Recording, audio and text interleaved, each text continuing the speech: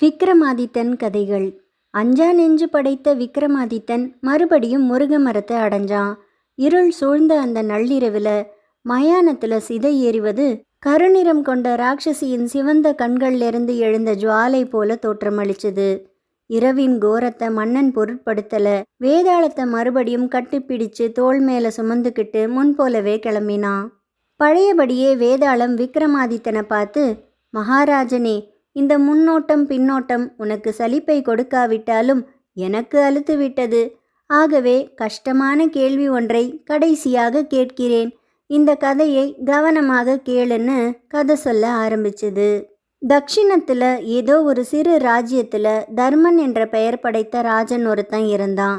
தர்ம நெறியில் வாழ்கிறவங்களுக்கெல்லாம் அவன் தலை சிறந்தவன். அவனுக்கு ஏராளமான உறவினர் இருந்தாங்க. அவங்க அவன்கிட்ட இருந்து நாட்டை கைப்பற்றி விட ஆவலாய் இருந்தாங்க. அவ்வரசனுடைய மனைவிக்கு சந்திராவதி என்று பெயர். அவ மாளவ தேசத்தை சேர்ந்தவ. நல்ல உயர்குடியில பிறந்தவ. கற்பில் சிறந்தவ. அவங்களுக்கு லாவண்யவதி என்ற பெண் குழந்தை பிறந்தது. அந்த பெண்ணுக்கு யுக்த வயது வந்ததும் தர்மராஜனுடைய உறவினர்கள் ஒன்று சேர்ந்து அவனை சிங்காதனத்திலிருந்து விரட்டிட்டு நாட்டை தங்களுக்குள்ள பங்கிட்டுக்கிட்டாங்க. அதனால் அரசன் இரவோடு இரவா ஏராளமான நகைகள், விலை உயர்ந்த பொருட்கள் இதையெல்லாம் எடுத்துக்கிட்டு மனைவி மகள் ஆகிய 2 பேரோடையும் வெளியில் கிளம்பினான். மாமனார் வசித்து வந்த மாளவ தேசத்துக்கு கிளம்பின அரசன் அன்றைய இரவு மனைவியோடும் மகளுடனும் விந்தியமலை ஆரண்யத்தை அடைஞ்சான். இரவு பொழுது முடிந்து பகலும் வந்தது. திருடர்கள் நிறைந்த அந்த காட்டில் அவங்க நுழையவே வேண்டாம்னு தடுப்பது போல இருந்தது சூரியோதயம். அவன் காட்டில் வழி நடந்து செல்லும்போது கூரிய நாணல் கீறி அவன் பாதமெல்லாம் புண்ணாகிடுச்சு.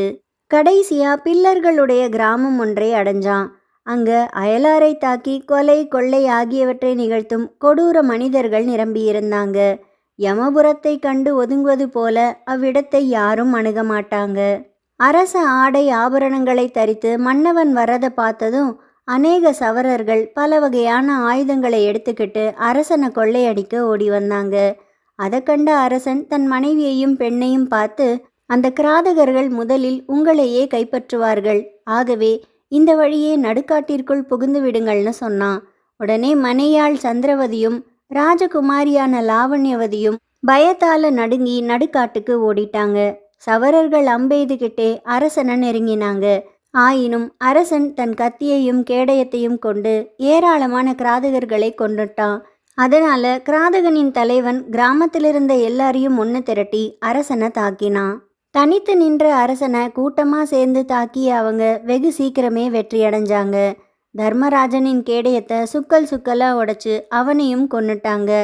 அதுக்கப்புறம் அவனிடமிருந்த ஆபரணங்களை எடுத்துக்கிட்டு மறைஞ்சு போனாங்க. காட்டு புதர் ஒன்றில் மறைஞ்சிருந்து நடந்தது முழுசையும் கவனிச்சு வந்த சந்திராவதி தூரத்திலிருந்தே தன் கணவன் கொலையுண்டதை தன் கண்களால் பார்த்தா. அதுக்கு மேலே அவள் என்ன செய்யறதுன்னு தெரியாமல் திகைச்சு தன் பருவ குமாரியுடன் நீண்ட தூரம் ஓடி அடர்ந்த காட்டை அடைஞ்சா. அப்போ உச்சி பொழுதாகிடுச்சு. அங்கே நடுக்காட்டில் தாமரை குளக்கரையில் ஒரு அசோக மரத்தடியில் தளர்ச்சியும் துக்கமும் மேலிட அவள் தன் மகளோட உட்காந்து அழுதுகிட்டு இருந்தா. இதற்கிடையில் பக்கத்து நாட்டை சேர்ந்த அரசனான சண்டசிம்மன் என்பவன் காட்டில் வேட்டையாட தன் புத்திரனோட குதிரை ஏறி வந்திருந்தான்.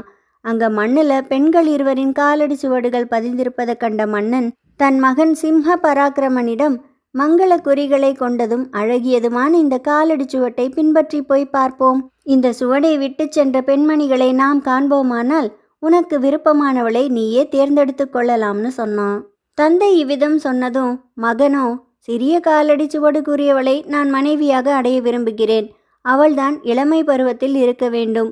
எனக்கு ஏற்றவளாக இருப்பாள். பெரிய காலடியை உடையவள் வயதானவளாக இருக்க வேண்டும். அவள் உங்களுக்கு ஏற்றவளாக இருப்பாள்னு பதில் சொன்னான். மகன் இப்படி பேசினதை கேட்டு சண்டசிம்ஹன், இது என்ன இம்மாதிரி பேசுகிறாய்? உன் தாயார் இப்போதுதான் வானுலகத்தை அடைந்தாள். அவளை போன்ற நல்ல மனைவி ஒருத்தியை விரும்புவேனோன்னு மன்னன் கேட்டான். அப்பா, இவ்விதம் பேசாதீர்கள். மனைவி இல்லாத மனை பூர்ணத்துவம் பெற்றதாகாது.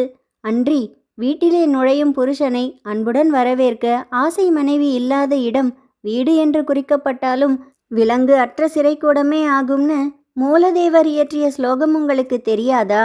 ஆகவே இப்போது நான் தேர்ந்தெடுத்த பெண்ணை தாங்கள் மனைவியாக ஏற்றுக்கொள்ளாவிட்டால் நான் உங்கள் காலடியிலேயே உயிரை விட்டுவிடுவேன்னு தன் தந்தையை பார்த்து மகன் தெரிவிச்சான். இதை கேட்ட தந்தையும் மகன் வார்த்தையை ஏத்துக்கிட்டான். இருவருமா காலடி சுவடுகளை பின்பற்றி பெண்மணிகள் இருவரையும் அந்த காட்டில் தேடி போனாங்க. அவங்க தடாகத்தை நெருங்கினப்போ அதன் கரையில் முத்துமாலை அணிந்த ராணி சந்திராவதி அங்கே கரையில் உட்கார்ந்துருக்கிறத பார்த்தாங்க. நண்பகல்ல நள்ளிரவின் தோற்றம் போல இருந்தது அவளோட உருவம். பக்கத்தில் ராஜகுமாரியான லாவண்யவதி பூர்ணச்சந்திரனின் ஒளி போல நின்றுக்கிட்டு இருந்தா. தந்தையும் மகனும் அவங்கள நெருங்கினாங்க. இதை அறிந்த ராணி சந்திராவதி அவங்கள திருடர்கள்னு நினச்சி அலறி புடைச்சி எழுந்தா. ஆனால் ராஜகுமாரி தன் தாயை பார்த்து, அம்மா பயப்படாதே, இவர்கள் திருடர்கள் அல்ல. இவர்கள் நன்றாக ஆடை உடுத்தி சாந்த பாவத்துடன் தோன்றுவதை பார்த்தால் நல்ல குலத்தில் பிறந்தவர்கள் என்பதும் வேட்டைக்காக வனம் வந்தவர்கள் என்பதும் தெரிகிறதுன்னு சொன்னா. ஆயினும் தாயின் தயக்கம் குறையல. உடனே சண்டசிம்ஹராஜனும் தன் குதிரையிலிருந்து கீழே இறங்கி அப்பெண்மணிகளை பார்த்து சொன்னான், பயப்பட வேண்டாம் பெண்மணிகளே, அன்பு பூண்டு உங்களை பார்ப்பதற்காகவே நாங்கள் வந்திருக்கிறோம். ஆகவே நம்பிக்கை கொண்டு தைரியமாக நீங்கள் யார் என்று சொல்லுங்கள். சிவனுடைய நெற்றிக்கண்ணால் காமன் நீரான வருத்தம் தாங்காமல் காட்டுக்கு ஓடி வந்த ரதி பிரீதி ஆகியவர்களைப் போல் இருக்கிறீர்கள் நீங்கள். மணிகள் இழைத்த அரண்மனையில் இருக்க வேண்டிய நீங்கள் நிர்மானுஷ்யமான இந்த காட்டுக்கு எப்படி வந்தீர்கள்? அழகிய செடிகள் தூவும் பூப்பாயின் மீது உலாவ வேண்டிய இந்த மிருதுவான பாதங்கள் முட்கள் நிறைந்த இந்த காட்டு பூமியிலே நடக்கையில் எவ்வளவு நொந்திருக்கும் என்பதை நினைக்கவே எங்கள் உள்ளம் வேதனைப்படுகிறது.